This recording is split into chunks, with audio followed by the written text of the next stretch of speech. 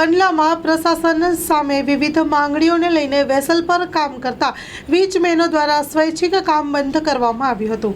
વીજળી, પાણી, સાફ સફાઈ, પાણી જેવી પાયાની સુવિધાઓ પૂરી પાડવા માંગ કરાઈ હતી। જૂના પેપરવાળા ગેટ પાસે પાસ શરૂ કરવા અને નવી સ્માર્ટ કાર્ડ સિસ્ટમ બંધ કરવા પણ માંગ ઉઠી હતી। બંને વિસ્તારમાં રહેતા લોકો ઉપર કરાયેલ ડ્રગ્સના ખોટા આક્ષેપનો ખુલાસો કરવા પણ રજૂઆત કરવામાં આવી હતી। વિવિધ પ્રશ્નોને લઈને અને સમસ્યાઓને લઈને પોર્ટ પર સ્વૈચ્છિક રીતે વેસલ પર કામ કરતા વીજમેન દ્વારા કામ બંધ કરવામાં આવ્યું હતું।